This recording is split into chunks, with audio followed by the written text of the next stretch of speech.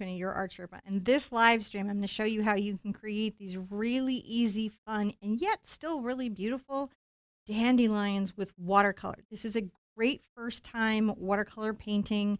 You can use any watercolors that you have. Of course, if you check the description, I'll tell you exactly what I'm using, exact colors, exact materials.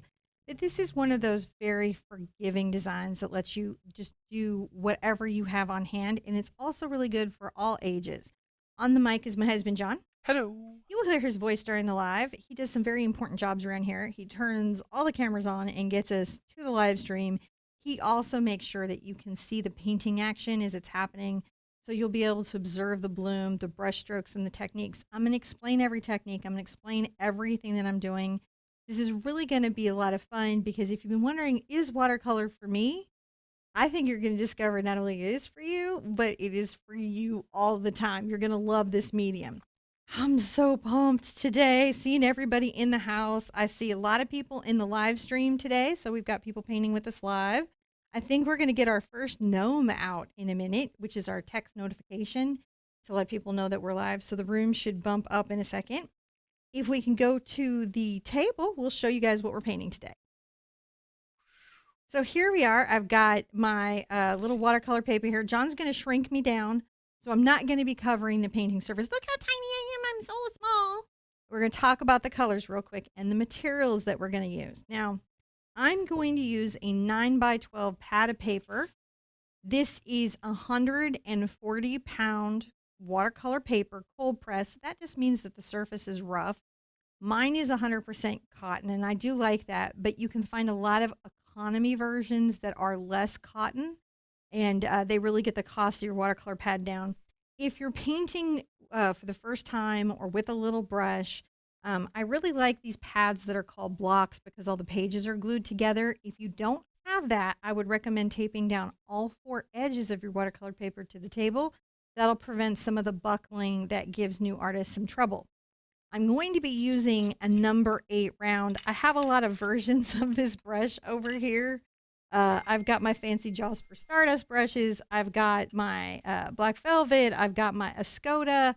But to keep in mind, you know, this also qualifies. What you're looking for is a round brush with a point, and we're going to do the entire painting with one brush. So it doesn't have to be expensive. It can be what you have. You're just going to want a nice round that gives you a good point that'll carry enough paint that you're going to have a good time painting it.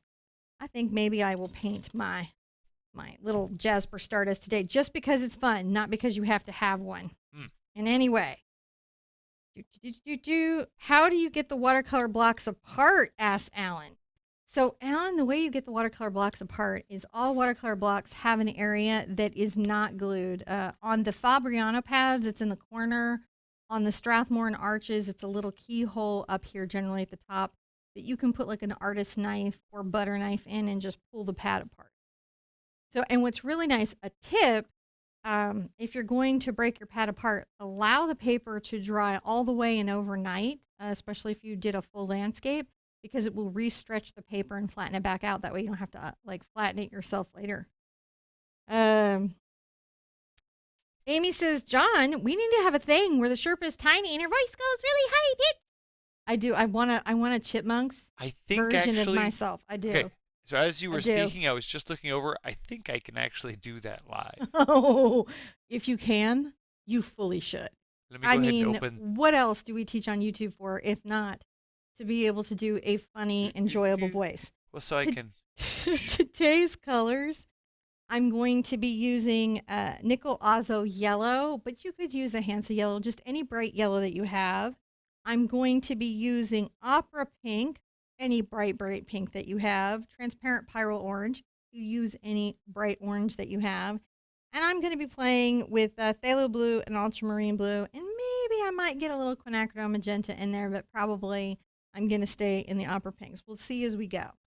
So when you see me use a color, like if I'm here in my yellow, you just find a close equivalent yellow on your watercolor tray. These are tube watercolors, which means that they come out of the tube. I squeeze them out and they're very wet, and then they can dry in these little things. So they'll be a little bit like your half pan, your little round pan watercolors, the cakes that you get. one is not better than the other. They just have different purposes and different types of painting. So whether you're painting in a cake tray, that's the little hard watercolor pans, or you're painting from a tube, remember that watercolor is reactivatable, so it's not like acrylic where it's just one and done. Where you see me using a color, you just use the one that's closest to what you have on your own watercolor pad. So if it's bright pink, you just pick your brightest pink, especially on this, because this is a very forgiving design. In fact, Karen, is the palette that I'm using in the description. The palette of paint is in the description, and the palette that I'm painting on is in the description. This beautiful porcelain palette is the Tom Lynch watercolor palette. This is some serious biz. It is wonderful. It is a little pricey. You can use a butcher's tray, a porcelain butcher's tray, to get the same effect. The reason you use porcelain when you do watercolor is that when you add water to the paint and you wet it out to mix it, it stays very stable and it doesn't beat up. Like, you have a lot of control over it. It's really rather a lovely effect. This is, if you're watercoloring all the time and you're looking for what is the coolest palette that I could own, this would definitely be it. It even has a lid with sealant in it so that your wet watercolors don't dry out if that's important to you. And for some watercolors, that's very important to them. So that's a big thing. Now, I'm going to be using my Jazper Stardust, which is really an Escoda. And this is an equivalent of a number 8. And I pre-get it wet. If you're using natural hair instead of synthetics, you will want the hair to kind of be in the water for a second because it swells and takes shape. And that's where you get the point. CG Schroeder said, did you ever do a video using the watercolor pencils that came with the Art Sherpa calendar? I did one on Facebook. I will probably redo a very specific one on YouTube. Wonderful day. Let's breathe. Take in our fantastic creative space. Look at our reference, right? And so how this is going to work is we're going to have 3 different little pom-pom puffs, and we're going to be putting leaves and stems between them and a little bee over. We actually don't need to pre-draw this. I'm going to show you some tricks. I will provide a traceable. I will get it up on the website. After this video, I'll be able to wire it into the website, and you'll have that. But I would actually recommend trying the process that I'm going to show you. Even if drawing is not your favorite, I think you might like it. Okay. So knowing that I've got to have little watercolors that are in 3 different spaces, what I'm going to do is I'm going to take my Phthalo Blue paint on my brush and pull it out into my mixing area, as you see here. I'll put that on there. And I might even get some ultramarine. I like mixing those together. And I'm going to come over here onto my surface, not all the way to the bottom, and I'm going to paint a little button shape. My little button shape. Not too bad, not too hard.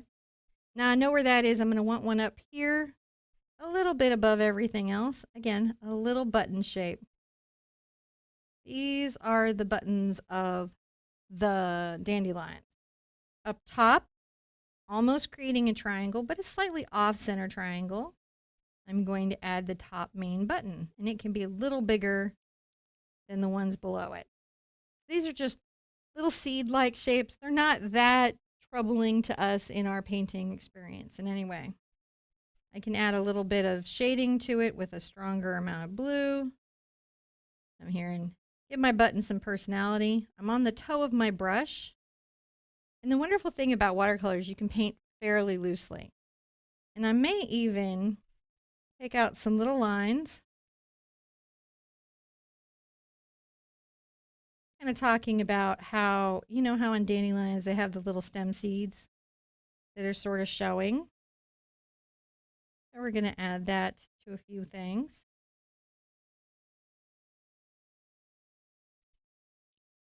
Keep those lines short. Don't get too long with them, you know. And keep them fun because these are delicate little things. Now you've got a little button. It almost looks like an amoeba with legs at this stage. I like to rinse out and make sure that I'm keeping my brush into a point here because you want it to be in a nice point. I'm going to rinse out thoroughly while all these are having a dry. And I'm going to do kind of a fun thing. I'm going to come get some of my nickel Azo Yellow and put it out. And I'm going to make my bean shape that will be my bee. Let's put this like above here. I need to make sure I've got a little circle of space that goes around So my B has to be above that. I'll need to leave room for the Dandelion Puff. In the B, we're going to make a pointed bean. A pointed bean? Yes, he has like a little bean shape, but he's a little bit pointed. Yeah. And then we're going to just take our brush and flick out at the edges. This makes him a bit fuzzy. And then while this is wet, I'm going to get some of my Payne's Gray. You could use whatever black you have. And just a little bit right now kind of come out with the line. That's going to make a wing. And see how this blooming happens here? That's okay. Kind of creates a little shading. Let's put a little wing in front of it, a little wing shape. And then another one coming off. We're not painting these solid because they tend to be a little bit see-through. Before this is dry, rinse your brush out. Come over and get some of your orange, whatever bright orange you have, on whatever watercolor you're using today. You want to catch this while it's still wet so it does a thing called blooming, which means that the watercolor softens and distributes around the paper, wherever the water is. We're going to add some orange to Mr. B, Bumblebee, because he's a bit multicolored. Isn't he cute? Now he needs to dry. He needs to have a little dry. I'm going to come back, maybe grab some Ultramarine Blue. And I'm going to make some stems. Now, if you think that the flower is going to come down here, I don't want it to go about an inch past the bottom of my paper. Mm-hmm. And I'm going to roll, make sure this is on a nice point so I get a good line. I'm going to curve a little stem line down here. And then another one here. These are little fine lines. This is a good time to practice how hard you're pressing on your brush.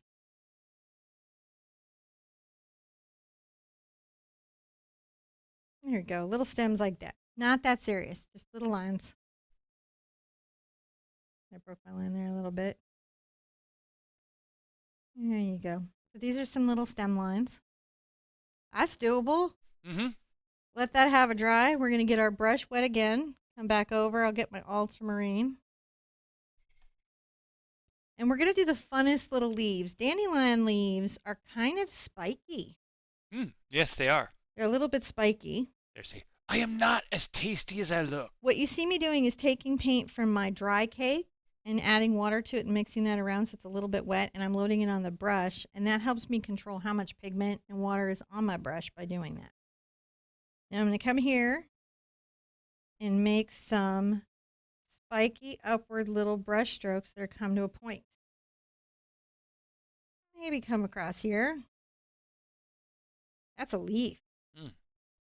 Notice that I don't try to draw the whole leaf, right? I leave a lot of open lines. That's kind of some of the fun that it's watercolor. Maybe get a little more also phthalo blue in it. I'm going to make one that sort of comes out this way. And I'll make sure that I have spikes, little rough brush strokes that are coming that way. And I can brush upwards for some grass. Look at that, some grass. That wasn't that hard. Yes, darling.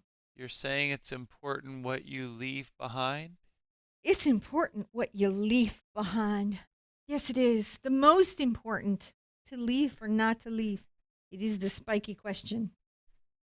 Now, I can also come backwards to create these leaves too. I don't just have to do them upwards. I can come back and build a leaf.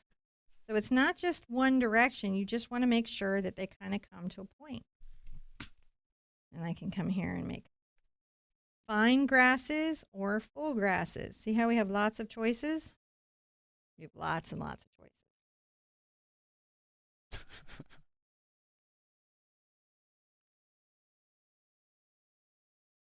Lots of choices. And again, our dandelions, the trick is I want to leave room for my dandelion puff. Oops.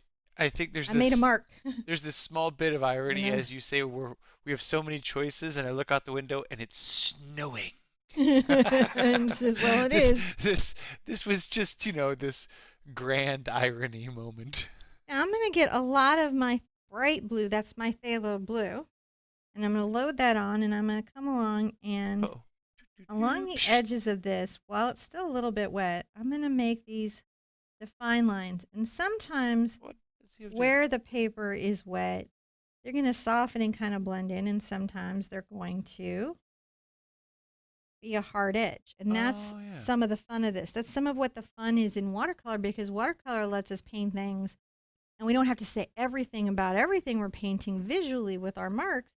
We can kind of tell some of the story, letting the viewer and ourselves imagine and fill it in. Right, and come here with some of this. And you can see where I play an ultramarine blue against a phthalo blue gives us a nice, fun little story that we're telling. Bring him up right here. And let's go along there. Oh, that's enjoyable. Oh, and that looks like a very spiky leaf.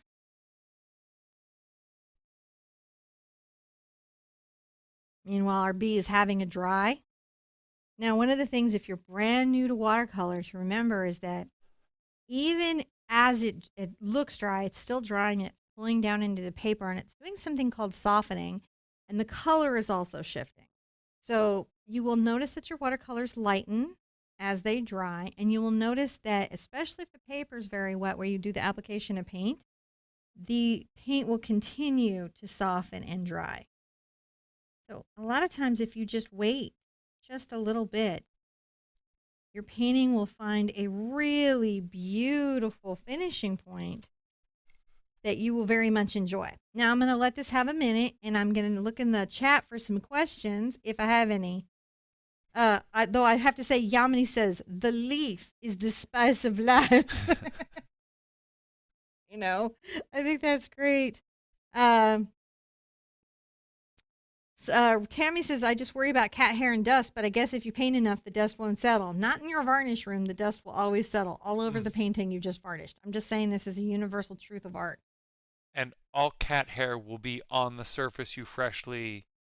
Now, if you have pets, and I will be making a video on the acrylic channel about this really soon, if you have pets, especially cats, and you have natural hair brushes, you will find that your cats keep pulling brushes out of your brush bucket. And that is because the hairs that they use to make the natural hair brushes are things like squirrel and, like a little ferret type creatures. That's Kolinsky. And also mixes of pony and different things. So the cats can smell them, and when they're wet, they really smell them. When they chew on them, it's very satisfying to their little kitty nature. So if your studio companion keeps stealing your brushes, that's what's going on. They're not making commentary on your painting, but the brushes are really fun to chew on. That can be a problem, though, if you have a very expensive brush. Amy says, he controls the spice, controls the universe. If it's your first time here watercolor painting, or you're thinking about it, please let us know in the chat. You know, let me know, like, hey, it's my first time. What are you worried about? What are you excited about? Have you found watercolor to be hard? Like, tell us about your experience, because as we go forward doing more of these lessons, it'll really help me be a better teacher to you, and it also get you to start talking about your art, which is a very important skill. You guys ready to do the Dandelion Puffs? Are so fun. So I'm going to do, there's two kinds of rinses in watercolor. There's the gentle back and forth where you're just taking a little water out, but you actually are leaving some pigment in, and then the vigorous, which is where the gentle swish. The gentle swish or the vigorous. And so we're doing a vigorous rinse out, which means I'm trying to remove all of the pigment, and I'm going to come around the outside. I'm not going to go in and touch necessarily the inside where my dandelion puff is, and I'm going to draw like a wet little circle around here. Right? That's fine. Little little circle. I'm wetting. You can see the sheen a little clearer on the overhead. the sheen. And I'm going to take a little of my bright yellow, and I'm going to tap this through. And what you're going to see happening is it's going to do a thing called blooming. You see it doing that? Then I'm going to rinse out. And let's come over to our opera pink. Same place? Same place. And we're going to add some of this color kind of loosely around. Painting out the little shape. On the edges here, I can get a little kind of fluffy. And you'll notice, since the water doesn't go into where the center button is, I can make these little fluffy edges. And I can even come on the outside and do a similar thing. See me going? Yeah. Little fluffy edges. And those edges will stay fluffy. But on the inside, it gets all soft. What? I know. It's so fun. Fluffy. soft, fluffy, soft. And you can really tell where you put your water because it will continue to soften. Oh my gosh, I like that even better than the original one. It's a really good puff right now. I'm going to rinse out pretty well again, and I'm going to do a similar thing. I'm going to come around. There's some orange in there. See, I did a gentle rinse out, and that's what I mean about there's pigment left on the brush. It's stained. It's okay because that's the direction we were going. Yeah, you really can't see as much there. Right? I'm going to go that direction and come around. Watercolor, unlike acrylic, if you paint acrylic with me, when acrylic is dry, acrylic is done. Watercolor, when it's dry, you can lift it back up off it.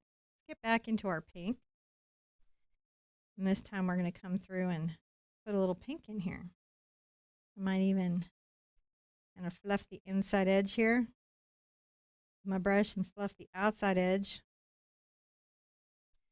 The amount of water you're trying to add to your paper is enough to make the paper shiny, but you don't want to make a lake. You don't want fish to swim in it. You only want, say, tardigrades to live in it. It's a tardigrade level of water. It's not, you know, small water, microbe level water. It's tardigrade level. When I have that little pink in there, the tardigrade level water, only a tardigrade could live here.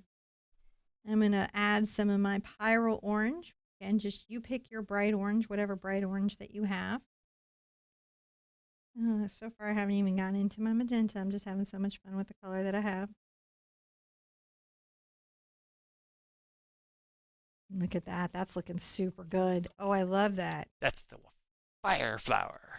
I've been doing a bunch of these dandelion techniques, so I think I'm just getting better at it and better at it and better at it. Like at first it was kind of like roughing it there, but now I'm like, you will do it.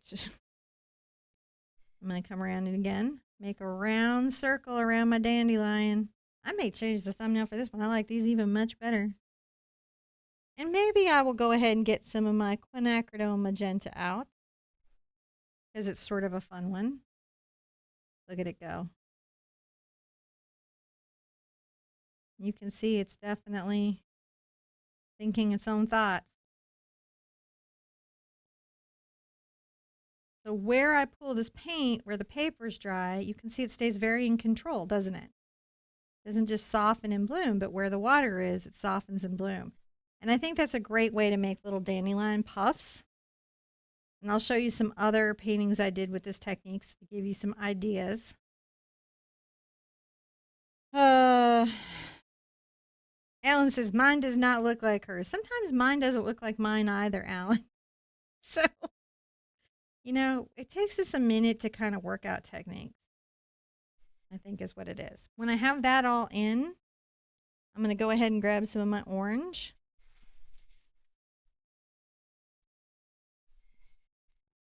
And let that blend in there.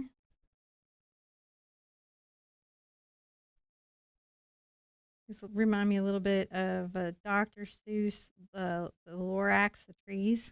Mm-hmm. Just really fun. All right. Mama Jo says, do the colors get muddy? So in watercolor, my colors are much less likely to become muddy because I'm not really working the paper very heavily. If I'm working the paper, which is going into the same area again and again, lifting up a previous color and putting down a new color, they can become muddy and the paper can become, the word I would use is fatigued. The paper starts to look very fatigued and tired and worn out. And that really is about you roughing up the surface of the paper, and it starts to pill and everything, which is why I don't recommend drawing directly on your surface and then erasing. That's why we like to do our sketches and our designs and then use a transfer tracing method to put them on the paper or freehand, because you want the paper surface to be as pristine as possible. Watercolors tend to be a glaze. So you know how like quinacridone and phthalo blue doesn't make a great purple in acrylic? It actually makes a very nice one in watercolor. Watercolor is just a little different. It's a lighter expression of being is the only way I can think to describe it. All right. So that was good. Good question. I'm going to add a little of my Payne's Gray. Now, I really like Payne's Gray. I don't really use a black in my watercolor, but you could just use black. Now that my bee is dry, I can come over and put his little black details on. And I'm going to come in and give him a little bit of a black face, as he would have one, right? A little black face. Little black face. And then he's going to have a little stripe across his back that's going to come down on one side of his little wing. He's very stripedy. I love doing little bees. Bees are like some of my favorites. So he's already cute. Just cute. And let's give him some little antennas. I'm going to come on the toe of my brush and give him a couple little antennas. Let's give him a little back leg. It starts out a little thick, and then we kind of break it into joints because they have little joints, don't they? A little thick here, and then, whoop, nope, got a little leg.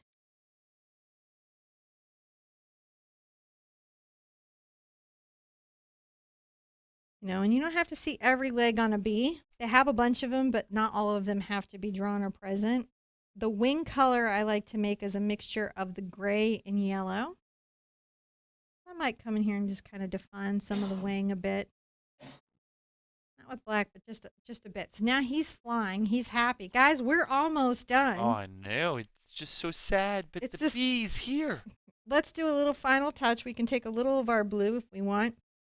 Now, originally, I had added this like structural level of detail to the dandelions, but gosh, I really like what we have going here. So, man, it's tough to want to do it. But since it's in the thumbnail, I'm going to show you.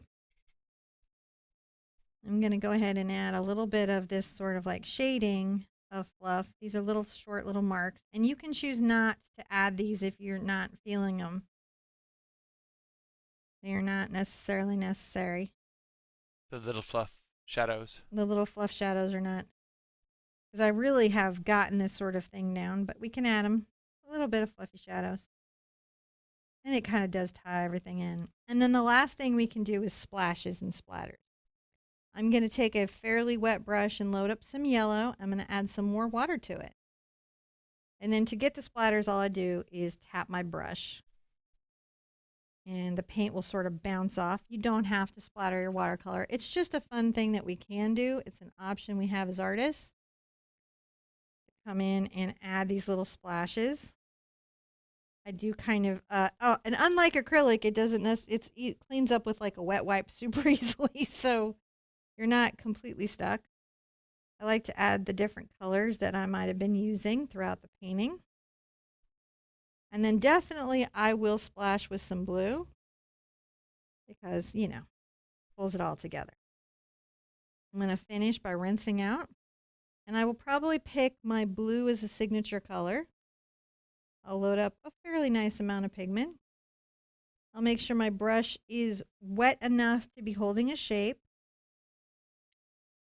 Just come here and sign out my painting. Now, I would let this dry, whether you've taped it down or you are letting it dry in the block. Let it dry completely. I usually have several watercolor pads going at the same time, so I can just let everything dry and stabilize. Come back and check in an hour, because as the painting settles, the colors will continue to fuse together, the elements will continue to join with each other, and it will almost become another painting. It is a little bit like watching a photograph develop. You know, so there's some talk. Linda and Mama Jo are talking about watercolor brushes and what you should buy.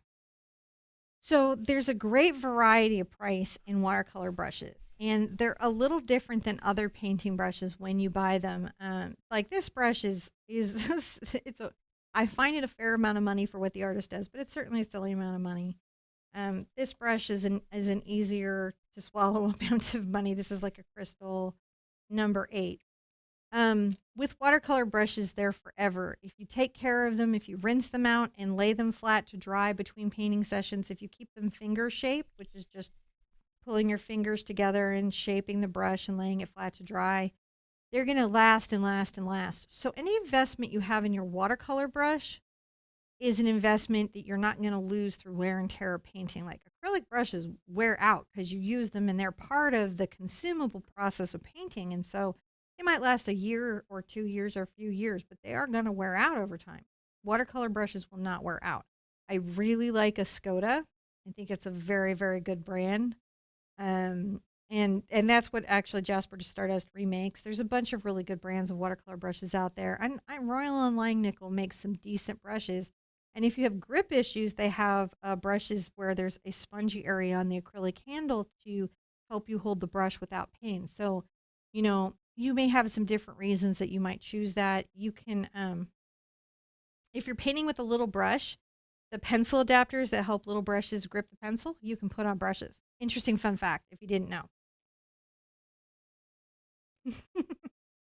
Amy's like, all the bees. Now, let's look at what we've got coming up in watercolor. We have next week, we're going to be doing the Mother's Day watercolor, right? So this is what we're going to be doing. This is very little brush friendly. This one I will encourage you to use a transfer traceable with, and I will demonstrate how to do that in the show. I had mentioned in the posting that it can be done in different colors. So if you have a mother that you're doing a project for as a gift, you can customize the 2 colors or 3 colors that you're using to be her favorite colors, which is really kind of a fun thing to do. So like on this one, you know, we did pinks and yellows, which is really, I think, rather pretty. So this is a fun upcoming, and again, this is very one hoot. We have just finished. Let me see what all I have going on here. Oh, coming up in a future lesson, I'm doing a lot of watercolor birds. I can't say specifically it's him, but I'm doing, like, isn't he cute? I'm thinking this would be a fun watercolor lesson. It's kind of moving up the little hoot scale a bit, but we'll start to teach you doing loose and tight floral work and also like birds. I think birds and hamsters and goldfish.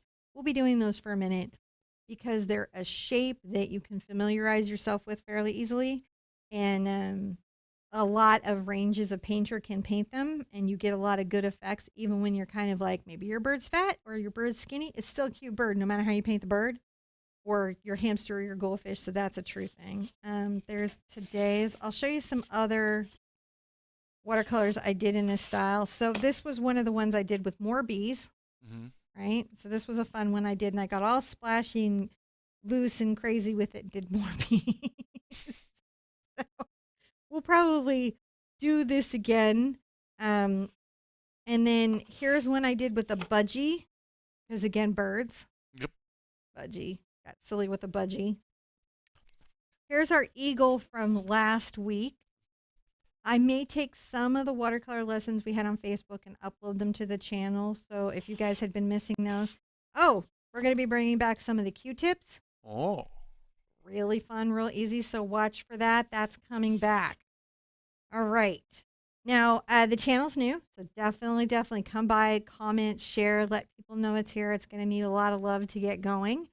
Let me know what you want to paint as we go. Just know a lot of birds and hamsters and goldfish are coming because they're a great subject matter to learn on, and they teach you a lot of different fun core skills with not making it too stressful in your experience. I know we'll be losing Linda on fish days, but we love her, and maybe she'll come by and paint anyways, even though she's not a fan of fish.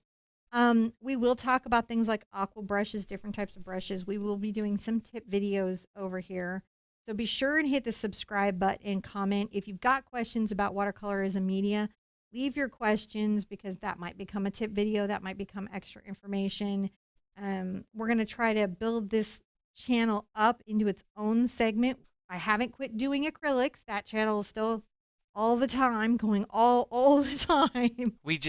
What it is that we can't put anything over there that's not acrylic because it confuses YouTube. Amy Obart's like, wait, Q-tips and watercolors? Yes, Q-tips are actually better for watercolors. So, yeah, we're just wanting to split stuff up, and since we're not we just want to make sure to get the information to you effectively. Yeah. And this seemed like the smartest way of doing it because just making it. Everyone says don't do 2 channels, but we got to do 2 channels because otherwise it's just going to be like people are going to be like, "Are you doing only watercolors now?" Or and it makes it confusing for people who come by and try to find stuff. So it's just easier for it all to be here in one place. Now, please do share your paintings with me. You can share with me on Instagram. You can share with me on Twitter. Twitter is actually a great place to share with me because I don't have that many Twitter followers, so I get to see a lot of stuff that you tag me in.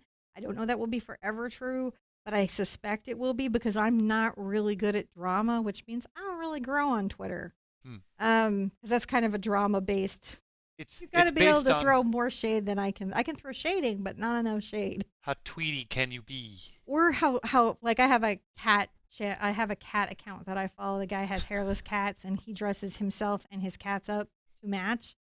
That Twitter account does very, very well. But why wouldn't it? That's like power leveling. Oh my gosh, I'm like obsessed. Like whenever I just think I'm going to give up on Twitter forever, I see him and his cats, and I just think life is good and can go on. Even in the Twitterverse. I would love But to it's see. a good place to share. And on Facebook, we have a group, and the watercolors can be shared like any of my other tutorials in the Art Sherpa official group. As many of the watercolor tutorials as you want to share of mine on any day, so you don't have to worry about those kind of posting guidelines. And if you're doing watercolors with me in tutorials, you do get to do Fine Art Fridays with your watercolors. So those same things apply. And do give some forgiveness of the mods learning the new kind of setup, because it takes a minute to learn all the new grooves. Yeah. And no, I'm not doing Doodle Wash, but we will talk about Doodle Wash, which is a 30-day painting challenge in water. Maybe I don't. It wouldn't be that hard. You could do some loose flamingos. I could do loose paintings in the morning on Doodle Wash. It wouldn't. Maybe don't hold me to it, but I just realized because watercolors are so chill. Maybe I could do 30 days of watercolors. I could probably. If you could. I don't care. Harder on John than me. I'm enamored by the idea of loose flamingos, because now I think of, the pink flamingos you put in your front yard that have the little legs that don't always stick and they're kind of wobbling around. Roxanne says loose flamingo. Done. Can totally do that for sure. A flamingo would be great. Everything can be painted in watercolor. And llamas, yes, in watercolors. Then I think of all the flamingos that are also hanging out at the Flamingo Hotel in Las Vegas. Amy has a quick question, and then Karen's like, a week or two? We'll see how it goes. I'm not promising anything. If I can deliver, I'll deliver. Or are those just flamingos that just, Any plans to do the tangled lanterns? Okay, so this is such a fair question Amy's asking, because I was supposed to do the tangled lanterns and then didn't do the tangled lanterns, and I owe Amy tangled lanterns. I don't know when they'll happen, Amy, but if they do happen, you'll know that they happen because of you. I did actually do a design for them. Isn't that crazy? And then they didn't end up going up because of stuff, and then it would be so, it's your painting when you see it. When you see the tangled lanterns. And Joy says some series of baby animals. I do think that would be great. And Shannon says a cheetah in watercolor. Yeah, cheetahs in watercolor look amazing. And yes, I say yes to cheetah. And then Paula says, what are tangled lanterns? So there's a Disney movie, Tangled, about Rapunzel. And there's a scene of this very famous, they actually took it's a European island that's all built with that, but they made it in Disney, in the Disney verse. So if you think Frozen, believe it or not, Frozen and Tangled happened in the same timeline. And I believe that island is like a Germanic island. It's a whole thing, like where they took it from the real map, but they kind of made it a Disney map. You probably didn't need to know this much about Disney, and you're probably wondering, why do you know this much about Disney? But I do. I do know that much about the movie. Anyways, they release lanterns because that's when she was kidnapped, and so every year they release the lanterns on her birthday to commemorate that because they thought she died or was taken, or they weren't sure where their child went, and so they released these lanterns. It's a very beautiful scene and a real festival, interestingly enough. Huh. But not for a missing magical princess. It's an actual real festival in the world. Disney is great. Like, they're weird like that. They're like, we're going to take a little bit of real stuff, but we're going to put a bunch of fantasy in it, so you're not really sure. And then we're going to subvert it to our own profit margin. Oh, and we have a huge announcement. We may have to pay Frenchie because of this. Frenchie, one of the studio companions here in the Art Sherpa in my home, has won most beautiful dog of Pennsylvania. Okay, speaking of Pennsylvania, can I say it again? It's snowing. Right now. Right now. It's just like yesterday was outside laying underneath my Suzuki in a t-shirt, and then today. And if you want to see more than one video a week, thumbs up the video and let me know. And let me know in the comments if you'd like to see more than a single video a week. If you'd like to see a multitude of videos, let me know. Because we don't know what the pacing is for this right now. So, all right, you guys have been great. We shouldn't hold up the channel too much. It was amazing to see you. I've missed live. As we're doing Acrylic April. Been missing live. I I can't for sure see you next week for our Mother's Day paint along, and I hope you guys are going to bring your little brushes and the whole family because I think it's going to be a great project. Yeah. Tip: if you go to any of the craft stores, there are packages of watercolor cards. They're actual green cards made out of 140-pound watercolor paper. So if you're helping a little brush do a gift or project or something, that might be a good thing to do. And if you do it small, you can put it in one of the prefab frames. Yeah. That's pretty cool.